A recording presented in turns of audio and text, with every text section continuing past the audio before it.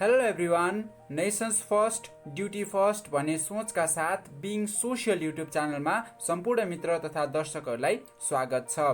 आजको यस भिडियोमा चाहिँ हामीले कक्षा 12कै सामाजिक अध्ययन तथा जीवनोपयोगी शिक्षासँग सम्बन्धित एउटा विषयवस्तु लिएर प्रस्तुत भइसकेका छौँ र आजको यस भिडियोमा चाहिँ हामीले एकाइ 1 अन्तर्गत एकाइ 1 जुन सामाजिक अध्ययन र जीवनोपयोगी शिक्षाको अवधारणा नामक एकाइ 1 थियो, त्यसको पाठ 2 जीवनोपयोगी सिप, जीवनोपयोगी शिक्षा र स्वस्थ जीवनशैलीको अन्तर सम्बन्धको बारेमा चाहिँ आज हामीले यस भिडियोमा पूर्ण जानकारी सहित छलफल गर्न गइरहेका छौँ। र योभन्दा पहिले चाहिँ म हजुरलाई के जानकारी दिलाउन चाहन्छु भनेपछि योभन्दा पहिले चाहिँ हामीले पाठ 1 को भिडियो अलरेडी यही युट्युब च्यानलमा पोस्ट गरिसकेका छौँ। सो त्यो च्याप्टरसँग हजुरलाई कुनै पनि डाउट छ भनेपछि कमेन्ट सेक्सन र डिस्क्रिप्सन सेक्सनमा त्यसको लिङ्क रहनेछ, हजुरले त्यहाँ गएर पनि हेर्न सक्नुहुन्छ।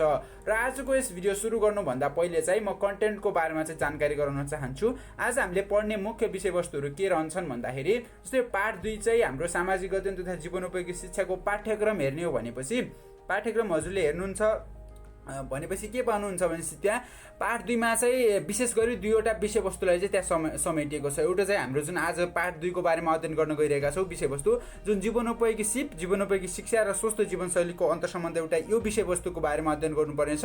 त्यसैगरी यही पाठमा चाहिँ हामीले जुन दर्शनको बारेमा छ, पूर्वीय दर्शन र पाश्चात्य दर्शनको बारेमा चाहिँ अध्ययन गर्नुपर्नेछ। त्यसैले मैले पाठ 2 को चाहिँ दुईवटा पाठहरू चाहिँ बनाउनेछु, दुईवटा भागहरू हुनेछन्। पहिलो भागमा चाहिँ आज आएको भिडियो हुनेछ भनेपछि दोस्रो भागमा चाहिँ हामीले दर्शनको बारेमा चाहिँ अध्ययन गर्ने नै छौँ। र आजको पाठका मुख्य विषयवस्तुहरू के छन् त्यसको बारेमा अध्ययन गरौँ। पहिलो विषयवस्तु रहेको छ जीवनोपयोगी सिप र शिक्षाको अर्थ र महत्त्व के हो, यसको बारेमा अध्ययन गर्नेछौँ। त्यसैगरी स्वस्थ जीवनशैली भनेको के हो र यसलाई कसरी ग्रहण गर्न सकिन्छ, यसका विधि र यो कसरी जीवनोपयोगी सिप र जीवनोपयोगी शिक्षासँग अन्तर सम्बन्धित भयो भन्ने यसको अन्तर सम्बन्धको बारेमा पनि अध्ययन गर्नेछौँ। र त्यसैगरी 4 नम्बरमा अभ्यासका प्रश्नको उत्तरको बारेमा पनि हामीले थोरै छलफल गर्नेछौँ। छलफल भन्दा पनि मैले चाहिँ सबै उत्तरलाई चाहिँ यही भिडियोको स्लाइडमा चाहिँ एन्सर अनुसार चाहिँ प्रेजेन्ट गरेको छु, हजुरले त्यहाँ हेरेर आइडिया लिन सक्नुहुन्छ। So we are heading to our main topic र आजको हाम्रो विषयवस्तु रहेको छ पाठ 2 जीवनोपयोगी सिप, जीवनोपयोगी शिक्षा र स्वस्थ जीवनशैलीको अन्तर सम्बन्ध। सो पाठको मुख्य भाव चाहिँ के हो, विस्तार सार कुरालाई चाहिँ मैले यहाँ पहिले नै पस्केको छु। मानव जीवनलाई सुखी र सम्पन्न बनाउनको लागि जीवनोपयोगी सिप र जीवनोपयोगी शिक्षाको उल्लेखनीय भूमिका रहन्छ भनिएको छ। जस्तै हाम्रो जीवन एउटा मानवको जीवनलाई सुखी र सम्पन्न बनाउनको लागि जीवनोपयोगी सिप र जीवनोपयोगी शिक्षा एकदमै आवश्यक पर्छ भनिएको छ। अब यसका लागि जीवनोपयोगी सिप भनेको के हो त्यसको बारेमा थोरै बुझौँ। जीवनोपयोगी सिप भनेको हाम्रो जीवनमा दैनिक रूपमा आवश्यक पर्ने जुनसुकै खाले सिप हुन सक्छन् जसले हाम्रो जीवनमा आएका समस्याहरूलाई समाधान गरेर हाम्रो जीवनलाई सरल, सहज र एकदम सफल बनाउन सहयोग गर्छन्। नीति हरेक किसिमका सिपहरूलाई चाहिँ हामीले जीवनोपयोगी सिप भनेर बुझ्ने गर्दछौँ। अब यसमा जीवनोपयोगी सिपमा चाहिँ हजुरले के बुझ्न सक्नुहुन्छ, सिम्पली जस्तै हजुरले अनलाइन क्लास पढ्नु पर्यो होइन, as a student online class पढ्नु पर्यो। अब अनलाइन क्लास पढ्नको लागि तपाईँलाई कुनै न कुनै टेक्निकल नलेज चाहिँ चाहिन्छ। जस्तै जुम अथवा गुगल मिटबाट हजुरले पढ्नुहुन्छ भनेपछि हजुरलाई त्यहाँ आफ्नो जिमेल आइडी बनाउनु त्यो आइडिया हुनु पर्यो। अनि त्यसपछि त्यो एप्लिकेसन कसरी रन हुन्छ त्यसको बारेमा हरेक कुराहरू थाहा हुनुपर्छ नि, हो त्यो पनि एउटा जीवनोपयोगी सिप हो। त्यसले गर्दा चाहिँ हामीले हाम्रो जुन अनलाइनको पढाइ छ त्यसलाई चाहिँ निरन्तरता दिन सक्छौँ, त्यो पनि एउटा मुख्य जीवनोपयोगी सिप नै हो भनेर हामीले बुझ्न सक्छौँ सामान्य तहमा।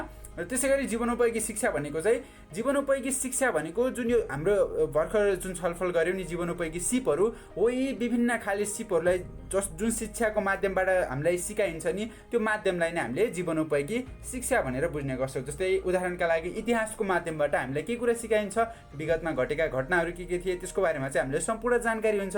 भनेपछि जीवनोपयोगी शिक्षाले चाहिँ जीवनोपयोगी सिपहरू के हुन् र ती सिपहरूलाई कसरी आफूभित्र ग्रहण गर्न सकिन्छ, आफूभित्र विकास गर्न सकिन्छ भन्ने एउटा त्यस्तो माध्यम, एउटा त्यस्तो सिकाइ प्रक्रियालाई चाहिँ हामीले जीवनोपयोगी शिक्षा भनेर चाहिँ बुझ्ने गर्छौँ। र यी दुवैको चाहिँ मानवको जीवनलाई सुखी र सम्पन्न बनाउनको लागि एकदमै उल्लेखनीय भूमिका छ, एकदमै महत्त्वपूर्ण कुरा हुन् भनेर हामीले बुझ्न पनि सक्छौँ।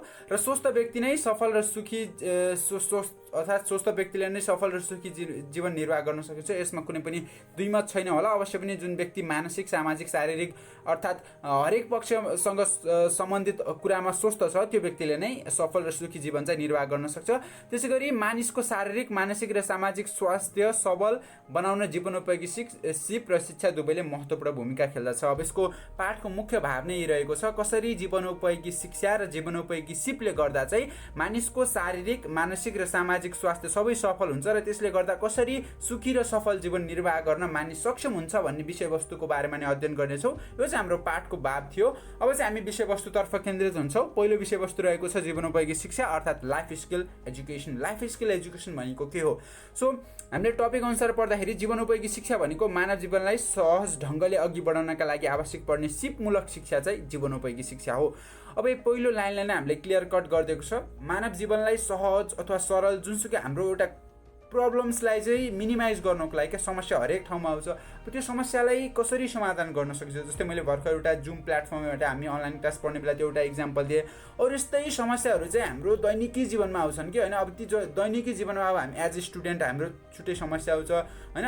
अब कोही अब जब होल्डर हुनुहुन्छ भनेपछि त्यहाँहरूको पनि छुट्टा छुट्टै समस्या आउँछ। हो त्यो समस्यालाई चाहिँ समाधान गर्न, त्यस्तो ती विविध समस्याहरू समाधान गर्न र आफ्नो व्यक्तिगत विकासका निम्ति जे जस्तो सिपमूलक शिक्षा आवश्यक पर्छ नि हो त्यसलाई नै हामीले जीवनोपयोगी शिक्षा भनेर चाहिँ बुझ्ने गर्दछौँ। जस्तै जीवनोपयोगी शिक्षा अन्तर्गत जस्तै हामीले कुनै पनि भोकेसनल ट्रेनिङ अथवा व्यावसायिक तालिम लिन्छौँ, त्यो पनि एउटा जीवनोपयोगी शिक्षा अन्तर्गत नै पर्छ।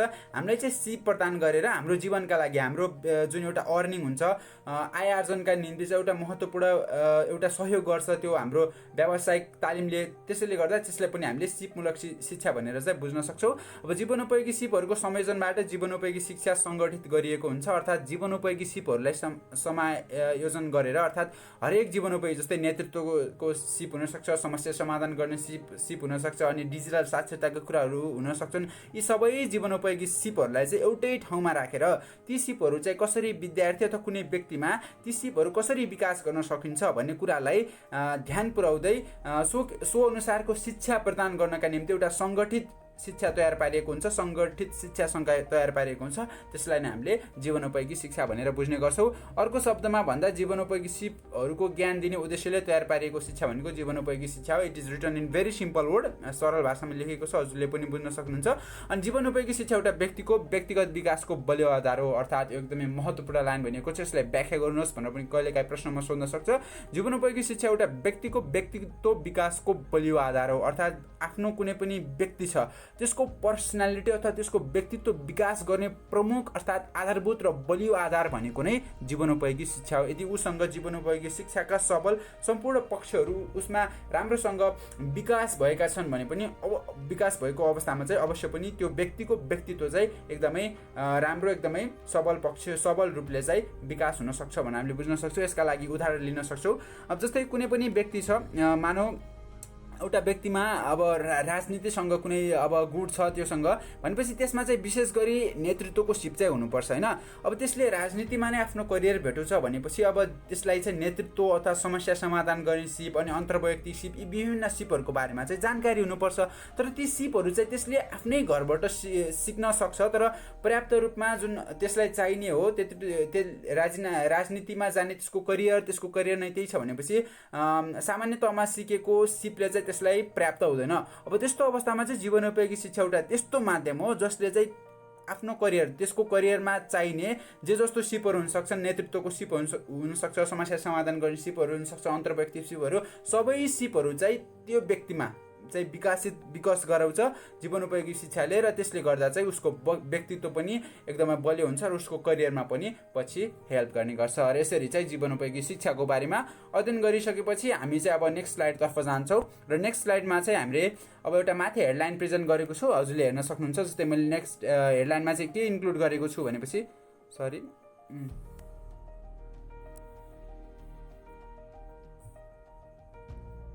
एक्सक्युज मी,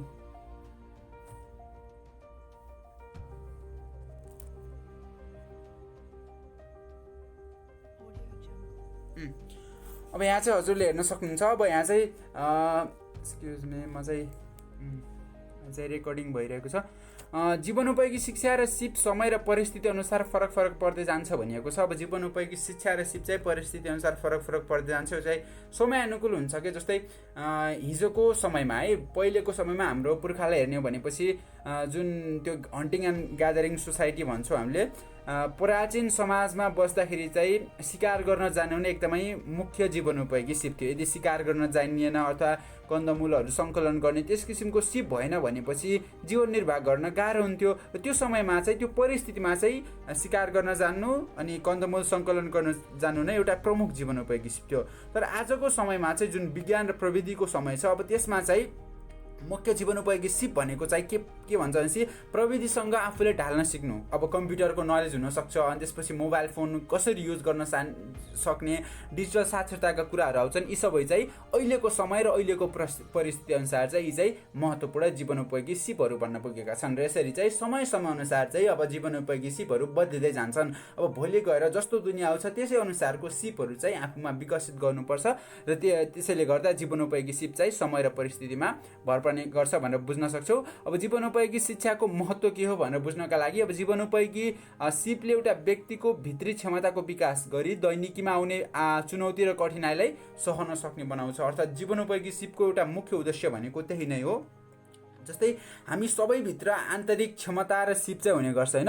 अब त्यो आन्तरिक सिप र क्षमतालाई विकास गर्नका निम्ति चाहिँ हामीलाई एउटा कुनै पनि माध्यम चाहिएको हुन्छ।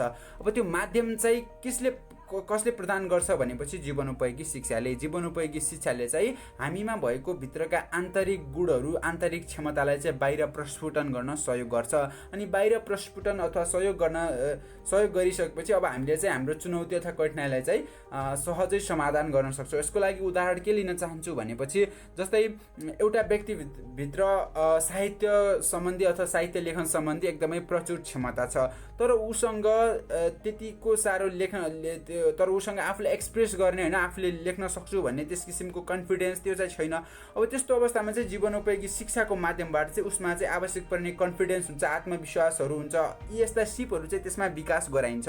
अनि त्यस्तो सिपहरू आफूमा विकास भएको खण्डमा चाहिँ उसले पनि अनुभव गर्न थाल्छ, हो म चाहिँ आफूमा सेल्फ कन्फिडेन्ट छु र मैले चाहिँ आफ्नो जुन साहित्य लेखनको मेरो प्रतिभा छ त्यसलाई चाहिँ उजागर गरेर त्यसैमा चाहिँ म अगाडि बढ्नुपर्छ भनेर त्यस किसिमको मेन्टालिटी, त्यस किसिमको सोच चाहिँ उक्त व्यक्तिमा आउने गर्छ। र त्यसले गर्दा अब त्यसको जीवनमा आइरहेका कठिनाइ र अथवा चुनौती समस्याहरू जे कुरालाई पनि त्यसले मानसिक र शारीरिक रूपमा चाहिँ सजिलै रूपमा चाहिँ समाधान गर्न सक्छ। यसैले गर्दा जीवनोपयोगी शिक्षाको महत्त्वलाई यहाँ हामीले प्रष्ट पार्न सकेका छौँ। त्यसै गरी जीवनोपयोगी शिक्षाले ज्ञान दृष्टिकोण मात्र नभएर मूल्य मान्यताको सुदृढ गराउँछ होइन। अब ज्ञानको मात्र नभएर मूल्य र मान्यता, अर्थात् हामी समाजमा बसेपछि समाज अनुसारको मूल्य र मान्यता हुन्छ। अनि त्योभन्दा नि माथि हामी मानव हौ, ह्युमन्स होइन, ह्युमनको मानव छौँ भनेपछि मानवीय मूल्य र मान्यता हुन्छ, त्यसको बारेमा पनि सुदृढ गराउँछ। अर्थात् राम्रो सकारात्मक पक्षको रूपमा चाहिँ हामीलाई त्यसको बारेमा चाहिँ ज्ञान दिन्छ भनेर पनि जीवनोपयोगी शिक्षाको महत्त्वको रूपमा चाहिँ हामीले बुझ्न सक्छौँ। त्यसै गरी यसले हाम्रो जीवनशैलीमा सकारात्मक सुधार ल्याउन मद्दत गर्छ। अनि यदि एउटा बालकले जीवनोपयोगी शिक्षा प्राप्त गरेको छ भने उसको जीवनशैली पनि सकारात्मक बन्दै जान्छ भनेर चाहिँ हामीले बुझ्न सक्छौँ। यसरी चाहिँ जीवनोपयोगी सिप अर्थात् जीवनोपयोगी शिक्षा भनेको के हो त्यसको बारेमा अध्ययन गरिसक्यौँ। त्यसै गरी जीवनोपयोगी शिक्षा र जीवनोपयोगी शिक्षा तथा सिपको महत्त्व के छ, के कसरी व्यक्तित्व विकासमा निर्माण गर्छ भन्ने कुरामा विस्तृत रूपमा छलफल गरिसक्यौँ। अब चाहिँ हामी नेक्स्ट स्लाइडमा जान्छौँ। नेक्स्ट स्लाइडमा चाहिँ हाम्रो स्वस्थ जीवनशैली भनिएको छ। अब हाम्रो पाठको मुख्य विषयवस्तु नै यही थियो, जीवनोपयोगी सिप, जीवनोपयोगी शिक्षा र स्वस्थ जीवनशैली बीचको अन्तर्सम्बन्धको बारेमा अध्ययन गर्नु। हामीले दुईवटा पक्षको बारेमा चाहिँ अध्ययन गरिसकेपछि हामी चाहिँ अब स्वस्थ जीवनशैलीको बारेमा चाहिँ छलफल गर्न गइरहेका छौँ। जस्तै अब सामाजिक, मानसिक र शारीरिक तवरले स्वस्थ तथा सबल हुँदै जीवनयापन निर्वाह गर्नु नै स्वस्थ जीवनशैली हो। अब स्वस्थ जीवनशैली भनेपछि स्वस्थ भनेपछि हेल्दी है, हामीले बुझ्न सक्छौँ। हेल्दी भनेर बुझ्दाखेरि स्वस्थ भन्नाले सबल के, हरेक कुरामा आफूले चाहेको कुरा चाहिँ सकारात्मक ढङ्गले गर्न सक्ने त्यस किसिमको अवस्थाले चाहिँ स्वस्थ भनेर बुझ्न सक्छौँ। अथवा कुनै पनि मानसिक चिन्ता, रोग अथवा पीडा यातना नभएको अवस्थालाई चाहिँ हामीले स्वस्थ अवस्था भनेर बुझ्न सक्छौँ। अब यस्तो स्वस्थ जीवनशैली भनेको हामीले सिम्पली फिजिकल्ली हेर्दाखेरि कसैमा घाउचोट लागेको छैन अथवा कसैमा रोग छैन भनेपछि त्यसलाई स्वस्थ भनेर पनि बुझ्न सक्छौँ। तर विस्तृत रूपमा अलि व्यापक रूपमा सोच्ने हो भनेपछि स्वस्थ जीवनशैली भनेपछि ऊ शारीरिक तवरले मात्र स्वस्थ भएर पुग्दैन कि उसको मानसिक अवस्था पनि सबल हुनुपर्छ, उसको सामाजिक अवस्था पनि सबल हुनुपर्छ। सामाजिक अवस्था सबल हुनुको मतलब चाहिँ के भनेपछि ऊ चाहिँ समाजमा घुल्न सक्ने अर्थात् सामाजिकरणको जुन प्रक्रिया हुन्छन् सो व्यक्तिमा चाहिँ विकसित भइसकेको हुनुपर्छ र त्यसपछि मात्र त्यसलाई ऊ चाहिँ सामाजिक रूपमा पनि स्वस्थ छ भनेर चाहिँ हामीले बुझ्न सक्छौँ। र जीवनशैली, स्वस्थ जीवनशैली भनेको त्यही नै रहेको छ, सामाजिक, मानसिक र शारीरिक तवरले स्वस्थ तथा सबल हुँदै जीवनयापन निर्वाह गर्नु नै स्वस्थ जीवनशैली हो। अनि सुन्दर, शान्त र आरामयोग्य जीवन जिउने कलालाई पनि हामीले स्वस्थ जीवनशैली भनेर बुझ्न सक्छौँ। अब जस्तै शारीरिक रोग हुनसक्छ, त्यसै गरी मानसिक असन्तुलन, अनि त्यसपछि सामाजिक विचलन आदि अनुचित जीवनशैलीका उपज हुन्। हामी जे खान्छौँ, जस्तो सोचाइ राख्छौँ, जस्तो व्यवहार गर्दछौँ, त्यस्तै जीवन जिउन विवश हुन्छौँ। त्यसैले सुखी अनि समृद्ध जीवनयापनका लागि स्वस्थ जीवनशैली अवलम्बन गर्नु अपरिहार्य ठानिन्छ। अब स्वस्थ जीवनशैलीको महत्त्व के छ त्यसको बारेमा चाहिँ यहाँ छलफल गर्छौँ।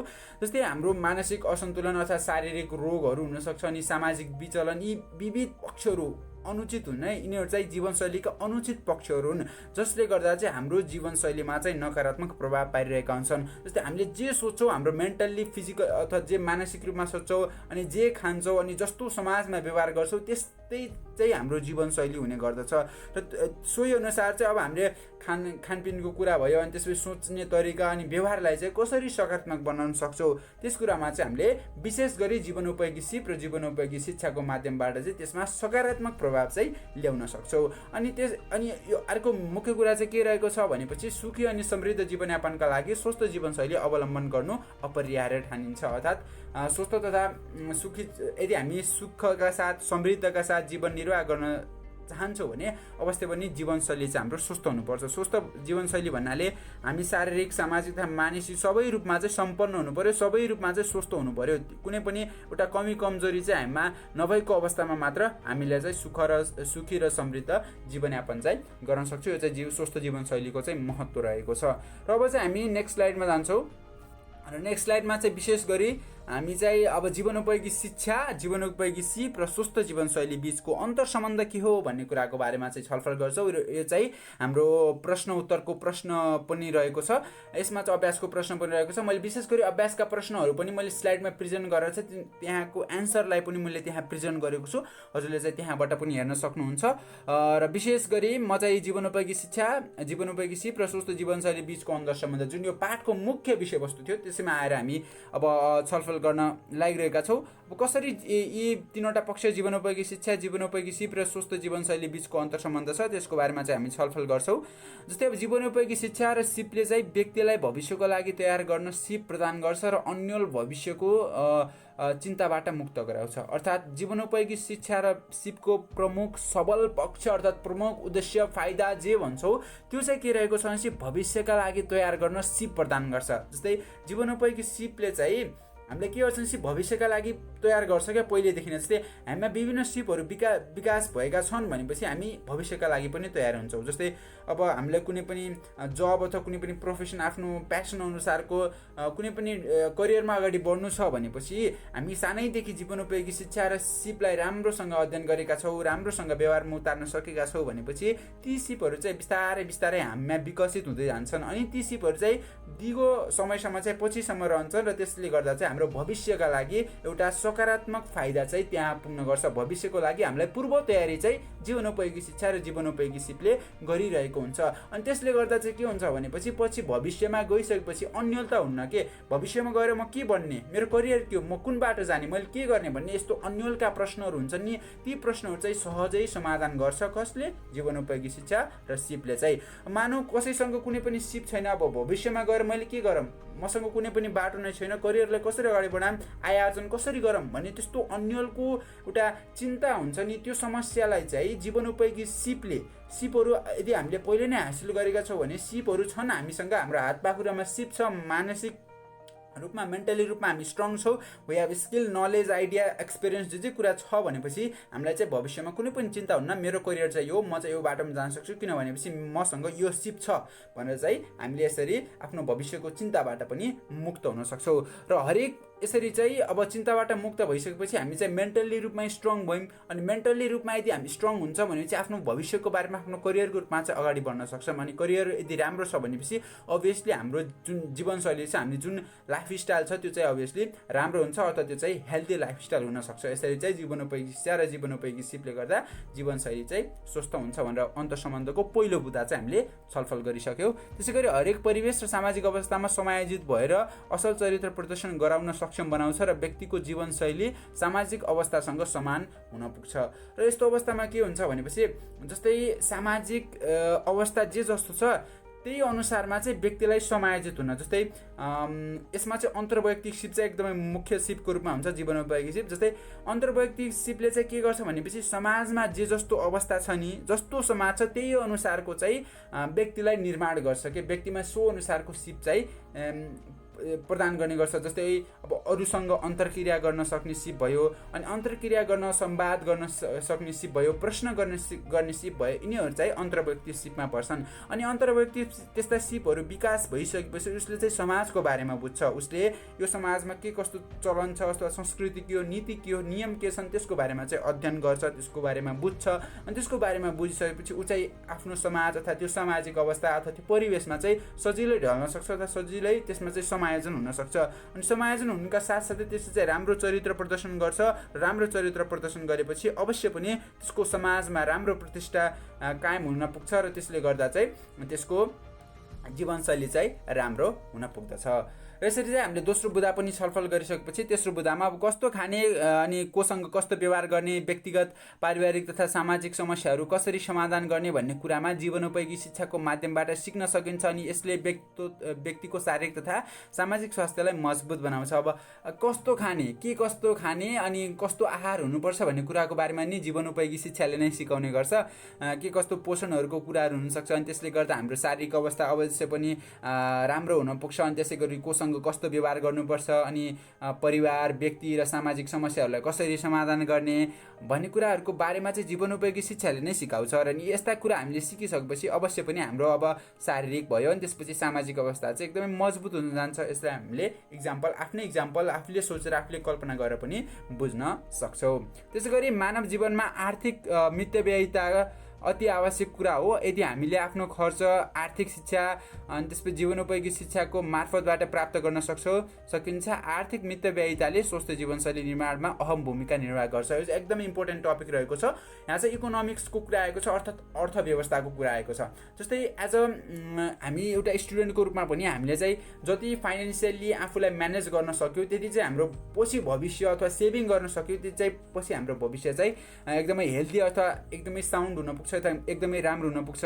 अब यो अर्थव्यवस्था अर्थात् आर्थिक शिक्षाको बारेमा चाहिँ खर्च व्यवस्थापन कसरी गर्ने, आफ्नो सेभिङ कसरी बढाउने हो, त्यो कुरामा चाहिँ जीवनोपयोगी शिक्षाले पनि, जीवनोपयोगी शिक्षाको माध्यमबाट पनि हामीले आर्थिक शिक्षाको बारेमा चाहिँ अध्ययन गर्न सक्छौँ, त्यसको बारेमा बुझ्न सक्छौँ। अनि त्यो कुराको बारेमा बुझिसकेपछि हामीलाई चाहिँ अब आर्थिक रूपमा पनि हामीले भन्नाले खर्चलाई न्यूनीकरण कसरी गर्ने, व्यवस्थापन कसरी गर्नुपर्छ भन्ने कुराको बारेमा नि हामीलाई ज्ञान हुन्छ। अनि त्यो ज्ञानले गर्दा चाहिँ हामी चाहिँ फाइनेन्सियली रूपमा पनि स्ट्रङ हुन्छौँ। र यदि हामी फाइनेन्सियली रूपमा स्ट्रङ छौँ भनेपछि, यदि हामीसँग पैसा छ भनेपछि अभियसली हाम्रो लाइफस्टाइल चाहिँ हेल्दी हुन पुग्छ।